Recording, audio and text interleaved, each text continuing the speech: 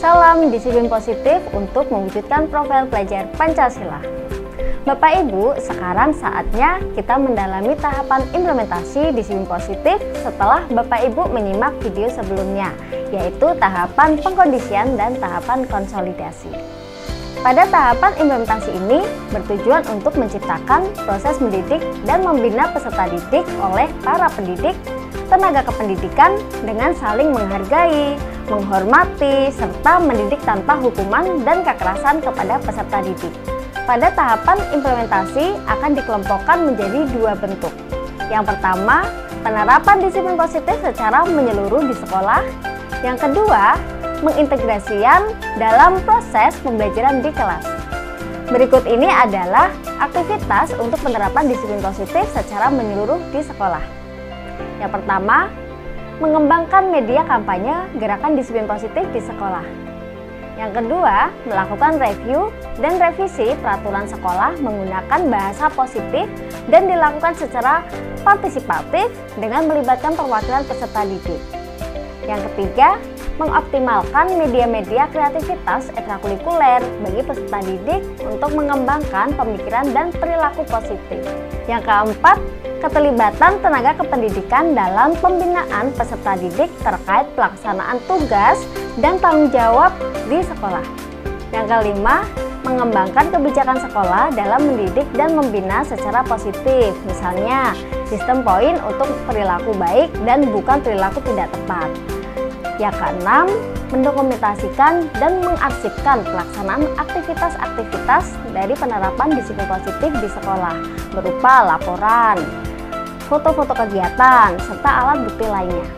Nah, yang ketujuh, menangani dan menindaklanjuti pengaduan berkaitan perilaku tidak tepat peserta didik dan juga tenaga kependidikan, tenaga pendidik sesuai mekanisme yang telah dibuat.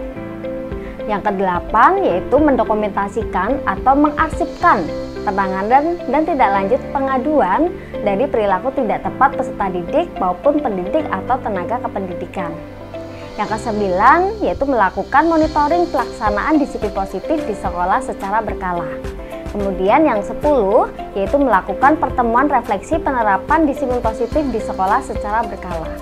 Nah, itulah tadi aktivitas untuk penerapan disiplin positif secara menyeluruh di sekolah. Lalu, bagaimana mengintegrasikan dalam proses pembelajaran di kelas ya?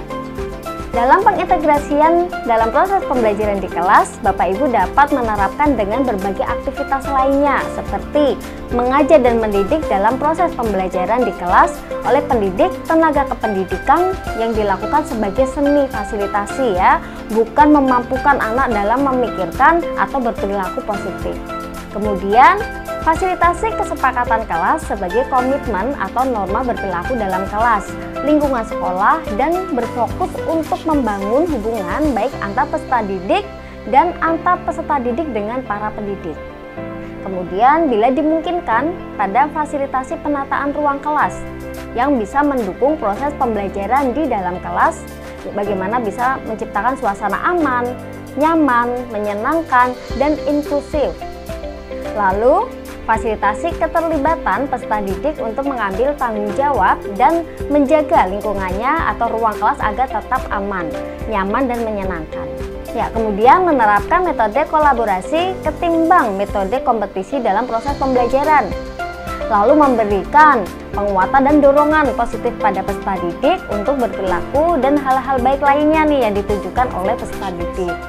Lalu menerapkan konsekuensi logis berfokus solusi pada saat menangani peserta didik yang berperilaku tidak tepat. Kemudian jangan lupa untuk mendokumentasikan terkait proses penanganan perilaku tidak tepat peserta didik dalam proses pembelajaran di kelas, serta menginformasikan secara tertulis kepada tim kerja penerapan untuk didokumentasikan. Nah, yang terakhir, menerapkan proses evaluasi. Metode dan pendekatan pembelajaran bukan hanya berfokus pada hasil belajar, tapi juga refleksi proses belajar yang dijalani oleh peserta didik. Nah, Bapak Ibu, skenario pelaksanaan terkait aktivitas pada setiap tahapan yang melibatkan tim kerja di setiap level yang sama, antara lain menjalankan rencana kerja gerakan disiplin positif di sekolah yang sudah disusun, serta mendokumentasikan pelaksanaannya dengan baik, termasuk proses penanganan perilaku tidak tepat peserta didik, pendidik, dan tenaga kependidikan. Pelaksanaannya diorganisir oleh tim kerja untuk penerapan secara holistik di sekolah dan oleh wali kelas, pendidik, tenaga kependidikan mata pelajaran untuk mengintegrasikan dalam proses pembelajaran di kelas. Kepala sekolah secara berkala melakukan supervisi terhadap proses yang dilakukan tim kerja, penerapan ataupun proses penerapan gerakan disiplin positif di sekolah secara umum. Sesuai aktivitas dan skenario implementasi penerapan disiplin positif di sekolah, maka peran para pihak yang terlibat di sini adalah ada kepala sekolah, di mana kepala sekolah melakukan pemantauan atau supervisi dan bimbingan kepada tim kerja dan para pendidik, tenaga kependidikan di sekolah dalam penerapan disiplin positif. Yang kedua, tim kerja penerapan disiplin positif di sekolah, yaitu mengorganisir dan melaksanakan rencana kerja penerapan disiplin positif dan mendokumentasikan proses-proses penerapan disiplin positif di sekolah. Lalu yang ketiga ada pendidik dan tenaga kependidikan di sekolah, yaitu berperan untuk menerapkan pendekatan disiplin positif dalam proses pembelajaran, mendidik dan membina pemikiran serta berperilaku positif peserta didik. Nah, yang keempat ada wali kelas. Di sini wali kelas nanti akan memfasilitasi peserta didik dalam membuat kesepakatan kelas sebagai norma berperilaku selama berproses pembelajaran di kelas. Kemudian yang kedua, memantau dan membimbing pemikiran dan perilaku positif peserta didik dengan perspektif disiplin positif dan layanan ramah anak. Yang ketiga, memfasilitasi pertemuan berkala di kelas untuk merefleksikan penerapan kesepakatan kelas dan penguatan-penguatan kepada peserta didik di kelasnya. Yang keempat yaitu mendokumentasikan proses membangun kesepakatan kelas, pertemuan berkala, serta penanganan berperilaku tidak tepat peserta didik di dalam kelas. Nah, yang kelima yaitu peran guru pengajar.